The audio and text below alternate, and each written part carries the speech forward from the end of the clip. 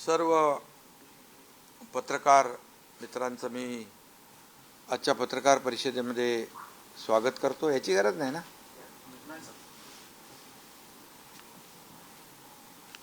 मनोज जरांगे पाटील यांचं उपोषण आज त्यांनी मागे घेतलंय,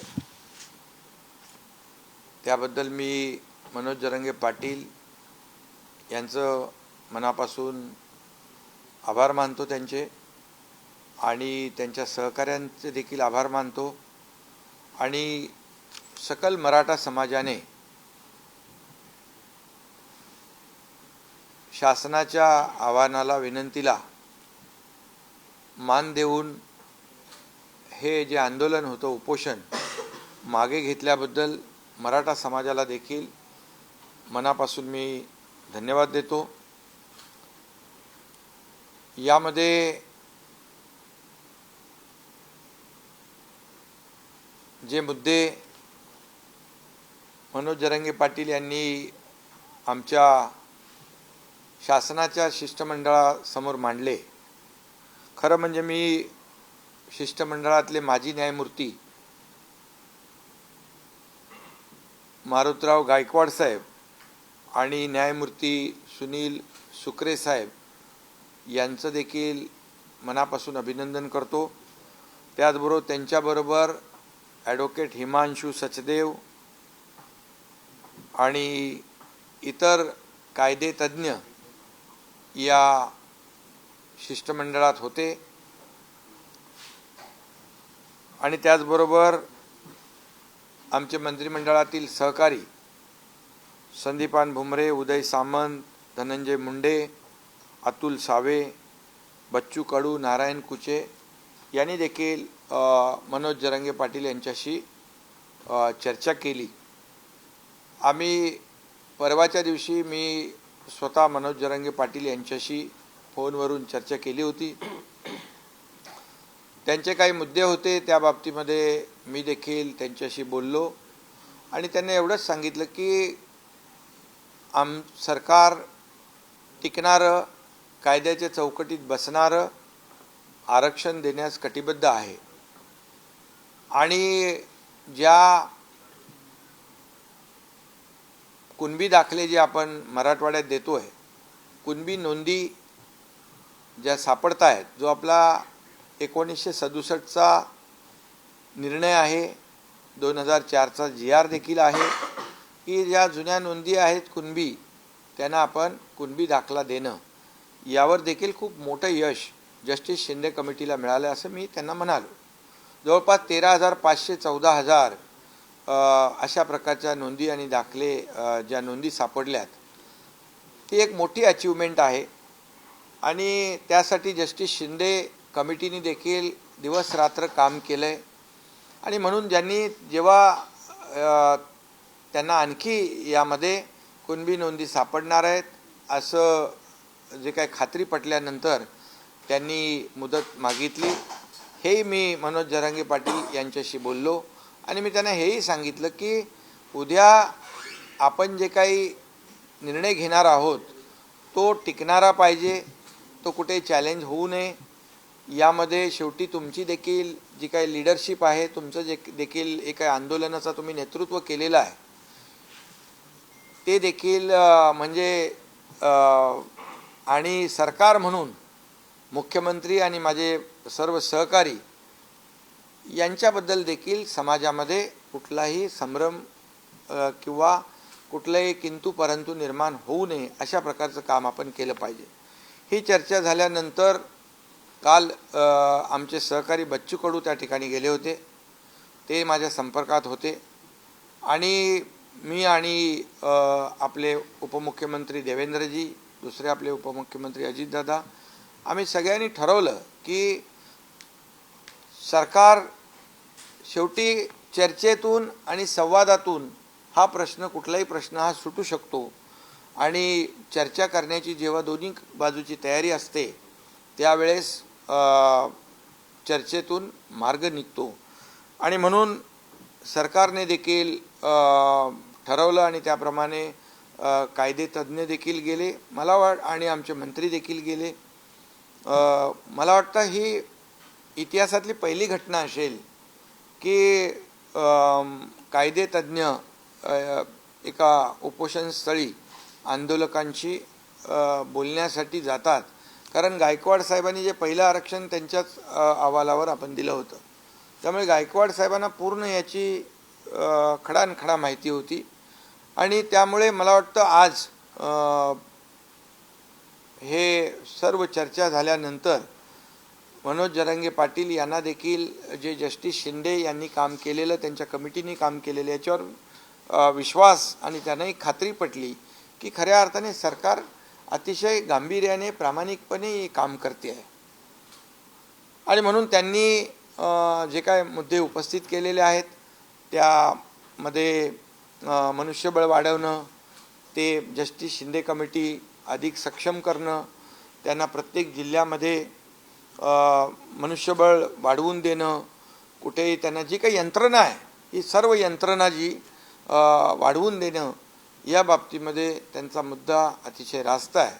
आणि त्यानुसार ज्या ज्या ठिकाणी राज्यामध्ये ज्या कुणबी नोंदी आहेत या तपासल्या जातील आणि त्यावर त्यांना कुणबी दाखले देण्याचा जो जी.आर. सरकारचा आहे त्याची अंमलबजावणी पूर्णपणे केली जाईल. शेवटी सरकार म्हणून आपण कुठलाही निर्णय असा घाई गडबडीमध्ये घेऊ शकत नाही. त्याला कायदेशीर आव्हान निर्माण होतील, ते कायदेशीर ह्याच्यावर टिकणार नाहीत. आणि मग सरकार म्हणून आम्ही कुणाची, मराठा समाजाची किंबहुना इतरही समाजाची कुणाची फसवणूक करू शकत नाही, करणार नाही. आणि सरकार वेळ काढूपणा देखील करणार नाही. आज जी मुदत 2 महिन्याची आहे त्यामध्ये जास्तीत जास्त काम करून या मराठा समाजाला न्याय कसा देता येईल आणि त्याचबरोबर इतर जे काही समाज आहेत या इतर समाजाला त्यांच्यावरही अन्याय न करता जे काम आपल्याला करायचं आहे त्यामध्ये सरकार कुठेही कमी पडणार नाही, अशा प्रकारचा निर्णय आज आपण घेतलेला आहे.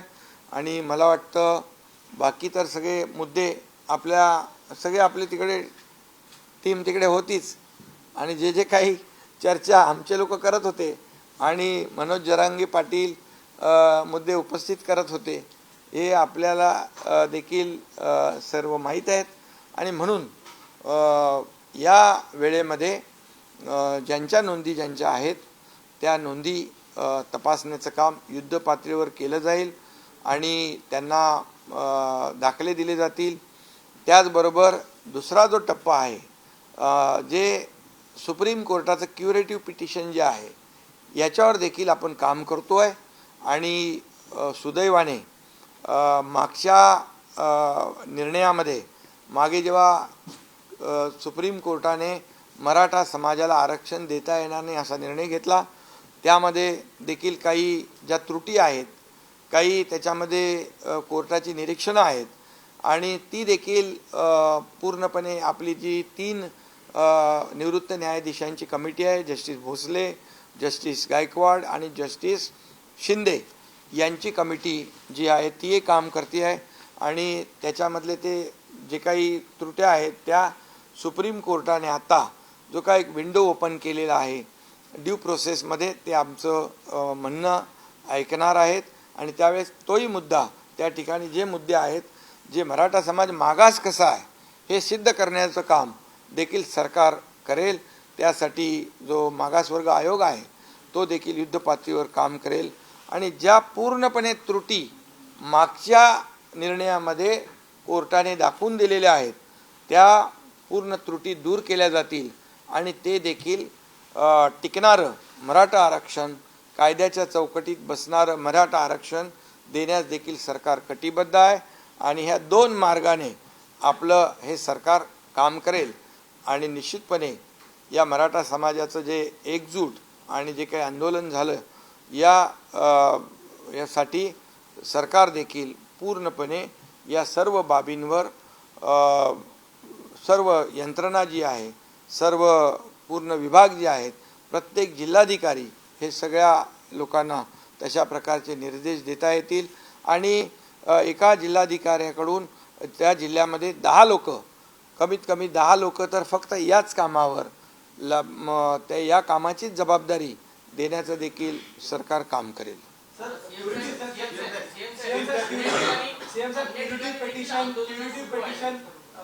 पिटिशनची विंडो ओपन होणं हे सरकारसाठी एक मोठं यश आहे. यासाठी अनेक तज्ञांनी काम केलेलं आहे. त्या तज्ञांना सोबत घेऊन पिटिशनची विंडो ओपन एक त्याच्यामध्ये आणखी एक मुद्दा, जी काल आम्ही बैठक घेतली सर्वपक्षीय बैठक घेतली, त्याच्यामध्ये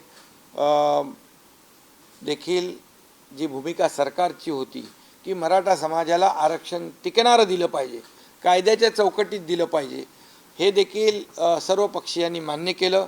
आणि सर्वपक्षीय बैठकीमध्ये सर्व नेते आले, त्यांनाही मनापासून मी धन्यवाद देतो. आणि त्याचबरोबर जे काही राज्यामध्ये याला हिंसक वळण जे लागलं होतं ते देखील थांबलं पाहिजे आणि त्याच्यावर देखील योग्य तो उपाय सरकारने केला पाहिजे. अशा प्रकारची सर्वपक्षीय बैठकीमध्ये देखील चर्चा झाली. आणि मनोज जरांगे पाटील यांनी उपोषण आंदोलन मागं घ्यावं अशा प्रकारचं देखील आवाहन, विनंती आणि चर्चा कालच्याही बैठकीमध्ये झाली. त्यामुळे सरकार म्हणून आम्ही जे एक बैठक बोलवली सर्व पक्षीयांची आणि त्या बैठकीमध्ये सगळेजण आले आणि ते देखील या ठिकाणी नक्कीच त्यांना देखील धन्यवाद या ठिकाणी द्यायला पाहिजे. एवढं या ठिकाणी. आणि जे आपले आज खरं म्हणजे जे 2 आपले निवृत्त न्यायाधीश त्या ठिकाणी गेले, त्यांचे विशेष या ठिकाणी आभार देखील मी मानतो. कारण शेवटी कायद्याची भाषा आणि ज्या कायद्याच्या ज्या काही चौकटीमध्ये काय बसू शकतं, काय टिकू शकतं, हे त्यांना समजावून सांगण्याचा देखील त्यांनी प्रयत्न केला. त्यासाठी देखील त्यांचे आभार मानले. आणि तातडीने आम्ही विनंती केल्यानंतर ते तिकडे उपोषणस्थळी थेट जाणं हा देखील पहिलाच प्रकार आहे. आणि ते गेल्यामुळे नक्कीच त्याचाही फायदा आज या आंदोलन उपोषण मागे घेण्यामध्ये झालेला आहे.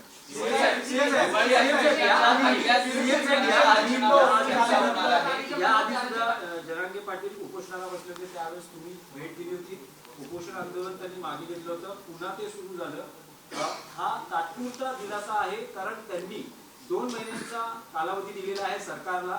जर 2 महिन्यात प्रश्न सुटला नाही तर पुन्हा मुंबईच्या वेशीवर आंदोलन धडकणार असा त्यांनी थेट इशारा किंवा त्यांनी भूमिका व्यक्त केली. नाही, आमचा प्रयत्न आहे पूर्ण. कारण याच्यामध्ये 2 महिन्यामध्ये संपूर्ण राज्यभरामध्ये जी यंत्रणा आहे, जिथे जिथे जुन्या नोंदी आहेत ते शोधण्याचं काम आमचा जो काही ही टीम जी आहे शिंदे समितीला आम्ही पूर्णपणे स्ट्रेंथन करतो आहे, त्यांना मनुष्यबळ वाढवून देतो आहे. प्रत्येक जिल्ह्यामध्ये आवश्यक ज्या काही बाबी आहेत ते आम्ही करून देऊ. आणि त्यामुळे विश्वास आहे की हे काम पूर्ण होईल. आणि त्याचं डे टू डे जे काय अपडेट आहे, जी काय प्रोग्रेस आहे, तो देखील जरांगे पाटील, मनोज जरांगे पाटील त्यांनाही आम्ही सांगितलं की तुम्ही देखील या कमिटीमध्ये आवाहन केलं, विनंती केली की तुमचेही लोक या कमिटीमध्ये असतील तर तेही देखील काही सूचना करू शकतील, काही त्याच्यामध्ये आणखी काही उणिवा असतील तर त्या आम्ही दूर करू शकतो सरकार म्हणून. त्यामुळे मला वाटतं एक अशा प्रकारची वेळ येणार नाही. पिटिशनची विंडो ओपन होणं सरकारसाठी एक मोठं यश मानलं जातं आणि एक पहिलं पाऊल आहे आरक्षण टिकणारं आरक्षण देण्यासाठी. पण यामध्ये अनेक तज्ञांनी काम केलेलं आहे. तर सुप्रीम कोर्टात क्युरेटिव्ह पिटिशनच्या माध्यमातून टिकणारं आरक्षण देण्यासाठी सरकार यांना एकत्रित घेणार का आणि कसे पाऊल उचलले जातात? बिलकुल. ज्यांनी पूर्वी आरक्षण देण्यामध्ये काम केलेलं आहे, पूर्वी जसं देवेंद्रजी मुख्यमंत्री होते त्यावेळेस आपण आरक्षण दिलं, हायकोर्टामध्ये ते चॅलेंज झालं, पण हायकोर्टामध्ये टिकवण्यासाठी ज्या लोकांनी, ज्या सिनियर काउन्सिल असतील, तज्ज्ञ असतील, या सर्वांनी मदत केली आणि हायकोर्टमध्ये टिकलं. दुर्दैवाने सुप्रीम कोर्टामध्ये ते रद्द झालं. पण अशा वेळेस या सर्व टीमला त्यांचं सहकार्य आम्ही नक्की घेऊ आणि विश्वास आहे. कारण याच्यामध्ये जस्टिस भोसले आहेत, जस्टिस गायकवाड आहेत, जस्टिस शिंदे आहेत आणि निरगुडे आहेत. हे सगळे जे लोक आहेत, ही पूर्वीच्या आरक्षण देण्यामध्ये ज्यांनी मुलाचा सहभाग घेतला, त्याचा मुलाचा वाटा होता, असे लोक आणि आणखी जी सिनियर काउन्सिल म्हणून जे सरकारच्या वतीने सुप्रीम कोर्टामध्ये क्युरेटिव्ह पिटिशनवर काम करतील त्यांना देखील ही सर्व मंडळी टीम काम करेल. एक तर आम्ही कमिटी जाहीर केलेली आहे, जस्टिस भोसले कमिटी, ती सरकारला देखील मार्गदर्शन करेल आणि क्युरेटिव्ह पिटिशनच्या संदर्भात देखील जे काही आवश्यक आहेत त्याची ते मदत करतील. जस्टिस शिंदे कमिटी आहे त्याला देखील ती मदत करेल. म्हणजे दोन बाजूनी आपण हे न्याय देण्याचं काम करतो. आंदोलन मोठ्या प्रमाणात झाले होती. जे गंभीर स्वरूपाचे गुन्हे नाही आहेत ते मागे घेण्याचा सरकार विचार करणार आहे. गंभीर स्वरूपाचे जे गुन्हे नाहीत आणि जे लोकशाहीमध्ये आपण आंदोलन ज्या पद्धतीने करतो असे जे काही गुन्हे आहेत ते आमच्या शिष्टमंडळाने त्यांना शब्द दिलेला आहे. सरकार देखील जे अगोदर म्हणजे जरांगे पाटील जेव्हा अगोदरच्या वेळेस उपोषणाला बसले होते त्यावेळेस देखील काही गुन्हे दाखल झालेले आहेत. त्यांची गुन्ह्याची पडताळणी करून आपण ते गुन्हे. महत्त्वाचा प्रश्न होता तो कायदा सुव्यवस्थेचा आणि काही मराठा समाजाचे जे लोक होते ते आत्महत्या देखील करत होते. आजही अन्य ठिकाणी आंदोलन सुरू आहेत आणि आत्महत्येचं प्रमाण सुरू आहे. त्या संदर्भात नाही, मी तर यापूर्वी देखील आवाहन केलंय, विनंती केली आहे. खरं म्हणजे मराठा समाजाचे तरुण सरकार प्रामाणिकपणे काम करत असताना सरकार नकारात्मक असतं तर हे पाऊल उचलणं ठीक होतं. मी आज पुन्हा मराठा समाजाच्या तरुणांना नागरिकांना देखील एक विनंती वजा आवाहन करतो की आपण टोकाचं पाऊल उचलू नका आत्महत्येसारखं. कारण शेवटी आपल्या मुलाबाळांची परिस्थिती त्यांना वाऱ्यावर सोडता येणार नाही आणि आपला परिवार जो आहे, कुटुंब आहे, त्यालाही वाऱ्यावर सोडू नका. आणि सरकार पूर्णपणे मराठा समाजाला आरक्षण टिकणारं, कायद्याची चौकटीत बसणारं देण्यास कटिबद्ध आहे, जबाबदारी आहे आणि त्याप्रमाणे आम्ही कामही करतोय. त्याचे रिझल्ट देखील आपल्या समोर आलेले आहेत. 2 लेवलला आम्ही काम करतोय. त्यामुळे मराठा समाजाने संयम राखणं आवश्यक आहे आणि तरुणांनी देखील संयम राखणं आवश्यक आहे. खरं म्हणजे काही ठिकाणी दुर्दैवी घटना घडलेल्या आहेत, काही ठिकाणी म्हणजे या आंदोलनाला गालबोट देखील काही लोकांनी लावलेला आहे. परंतु मनोज जरांगे पाटील यांचं म्हणणंच आहे की जे कोणी अशा प्रकारचे ज्यांनी गुन्हे जाणीवपूर्वक केलेले आहेत, म्हणजे जाळपोळीच्या घटना असतील, तोडफोडीची घटना असतील, लोकांवर हल्ले असतील, तर ते मराठा समाजातले आंदोलक होऊ शकत नाहीत. त्याच्यावर नक्की पोलीस आणि गृह विभाग जो आहे तो काम करतो आहे. कायदा सुव्यवस्था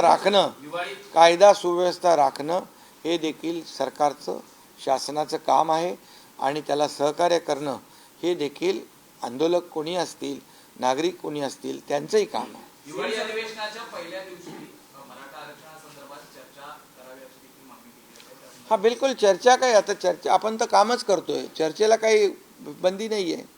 आणि जे काही आपण सरकारची भूमिका प्रामाणिक आहे, सरकारचा हेतू प्रामाणिक आहे आणि त्या प्रामाणिकपणेचं उदाहरण देखील आपल्याला जस्टिस शिंदे कमिटीच्या माध्यमातून मिळालेलं आहे. त्यामुळे सरकार संपूर्णपणे कुठल्याही परिस्थितीमध्ये सगळ्या बाजूने सरकार तयार आहे. मराठा समाजाला सरसकट कुणबी प्रमाणपत्र किंवा सरसकट आरक्षण द्यावं ही जरांगे पाटलांची प्रमुख मागणी आहे.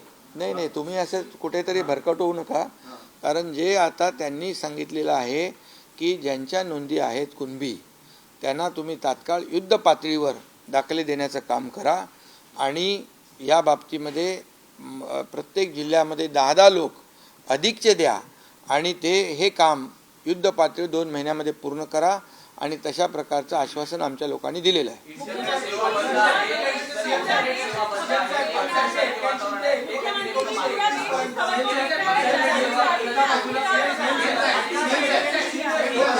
एकाने बोला कोणीतरी. अरे नाही, तुम्ही बोला. इंटरनेट सेवा देखील बंद आहे, त्या नेमक्या कधी मागे घेतल्या जाणार आहेत, परिस्थिती आता किती नियंत्रणात आहे का? हे बघा, याच्यामध्ये कुठेही ज्या ठिकाणी अतिशय मोठ्या प्रमाणावर कायदा सुव्यवस्था बिघडली, ज्या ठिकाणी जाळपोळ झाली, लोकप्रतिनिधींच्या घरावर हल्ले होऊ लागले, अशा परिस्थितीमध्ये कायदा अबाधित राखणे, सुव्यवस्था राखणे हे पोलिसांचं काम आहे. आणि आता सध्या परिस्थितीमध्ये सगळीकडे शांतता आहे. ज्या ज्या ठिकाणी आवश्यक आहे त्या त्या ठिकाणी आवश्यक बाबींचा जो काही हे करणे, अंमलबजावणी करणे, त्याप्रमाणे पोलिसांनी काम केलेलं आहे. मला वाटतं आता आजच्या उपोषण मागे घेतल्यानंतर मला वाटत नाही की कुठेही कायदा सुव्यवस्था धोक्यात येईल. पाटील यांनी दिलेला आहे 24 डिसेंबर पर्यंत. तर आपल्याला किती आत्मविश्वास आहे की 24 डिसेंबर नाही, आता 2 जानेवारीपर्यंत परत 24 डिसेंबर केलं 2 जानेवारीपर्यंत 2 महिन्याचा वेळ मिळालेला आहे. आणि त्या 2 महिन्यामध्ये बरंचसं काम म्हणजे जे आहे, जे ठरवून दिलेलं आहे ते काम नक्की होईल. आणि त्यासाठी जे जे काही यंत्रणा आवश्यक आहे त्या सर्व यंत्रणा सरकार लावेल.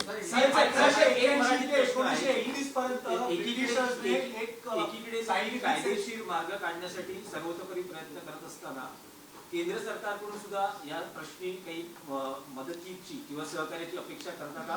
स्वतः पंतप्रधानांना काही आवाहन केलं जाणार आहे? हा राज्यातला विषय आहे आणि या राज्यातला विषय हाच दाखले देण्याचा हा विषय राज्याचा आहे. आणि सुप्रीम कोर्टामध्ये जे क्युरेटिव्ह पिटिशन आहे त्यावर देखील सरकार आणि हा राज्याचा अधिकार आहे. त्यामुळे राज्याचा अधिकार आहे, राज्य त्यामध्ये पूर्ण ताकद लावेल. जे जे काही करायचं ते राज्य सरकार करेल. आणि मराठा समाजाला टिकणारं, कायद्याच्या चौकटीत बसणारं आरक्षण देण्याची जो शब्द आहे तो शब्द पाळेल. 1881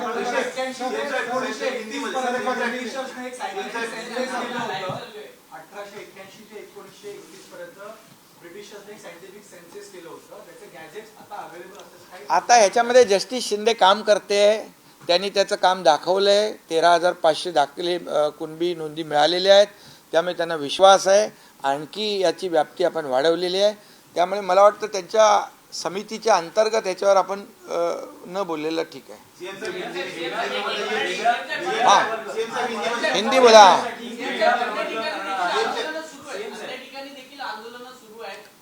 ठीक आहे, आता आंदोलनं जी आहेत, आजचं उपोषण मागे घेतल्यानंतर सगळ्यांनाच आवाहन केलेलं आहे की आज सगळ्यांना मी आवाहन करतो, विनंती करतो, समोर दिवाळी आहे, मुलांच्या शाळा आहेत, सगळेच आज संकटात आहेत. तुमची पत्रकारांची पण दिवाळी आहे, सगळ्यांचीच आहे. त्यामुळे तुम्ही पण जरा मी पुन्हा एकदा सांगतो की हा लोकशाहीतला चौथा स्तंभ आहे.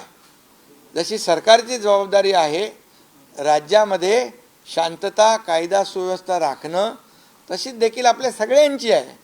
त्यामुळे मला वाटतं आपल्या सगळ्यांचं सहकार्य एक सकारात्मक बाबीतून आपण पुढे गेलो तर नक्की आणि चर्चेतून मार्ग निघतो. यासाठी सरकारने चर्चा सुरू केली.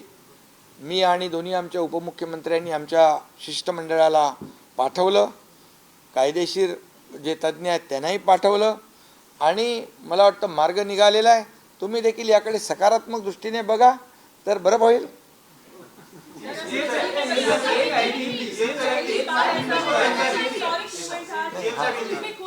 महिला पूरा देश इस घटना को देख रहा है. आशिका जरंगे पाटिल ने अपना उपोषण पीछे ले लिया है. पहली बार हमने देखा कि न्याय व्यवस्था भी खुद वहां उन्हें समझाने पहुंची. 2 महीने का जो मोहलत उन्होंने दी है, क्या कुछ सरकार इसमें करेगी? ये न्याय देने वाली सरकार है, ये सर्वसामान्य मानुष की सरकार है, ये आम आदमी की सरकार है. ये जाहिर हुआ है आज. सरकार ने किसी भी बात का ईगो नहीं रखा.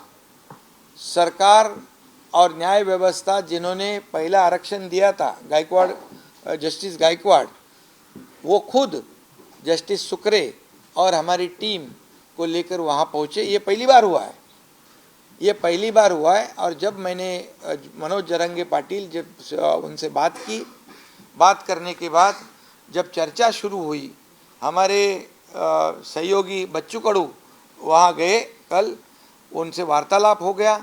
इसके बाद जो जो आवश्यक चीज़ें थी उनको समझने की, कानून के दायरे में क्या हो सकता है, लीगली क्या हो सकता है।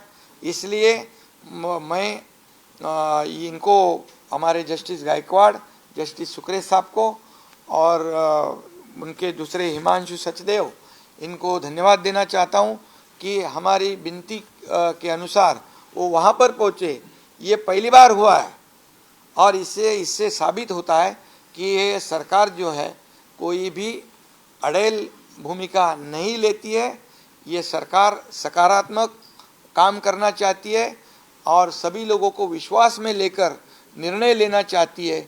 ऐसा काम करने का तरीका हमारी सरकार का है और इसलिए चर्चा हुई, हमारे मंत्री वहाँ पर गए और पहले तो ये कानून मतलब जो न्याय व्यवस्था जिनको पता है वो टीम पहुंची।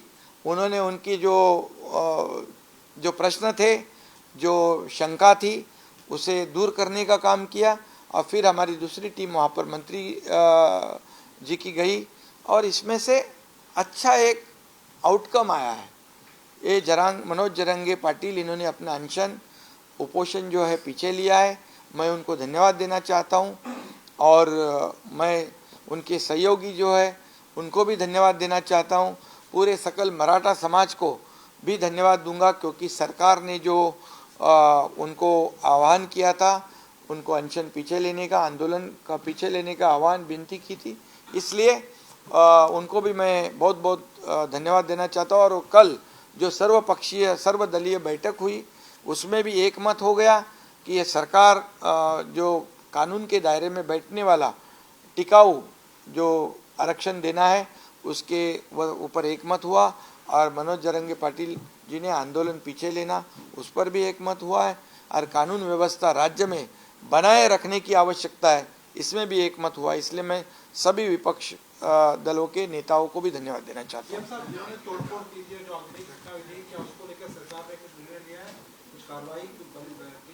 जो आंदोलन लोकशाही के माध्यम से होता है, जो पहले आंदोलनकारियों ने जो उनके ऊपर गुने दाखिल हुए थे, पुलिस वो काम कर रही है जो लोकशाही के माध्यम से, जैसे उपोषण है,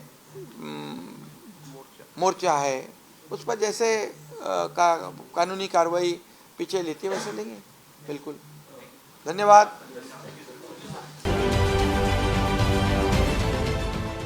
देश विदेशातील प्रत्येक घडामोडींचे लाईव्ह अपडेट मिळवण्यासाठी आता साम टीव्हीच्या सर्व सोशल मीडिया प्लॅटफॉर्मला लाईक, फॉलो आणि सबस्क्राईब करा।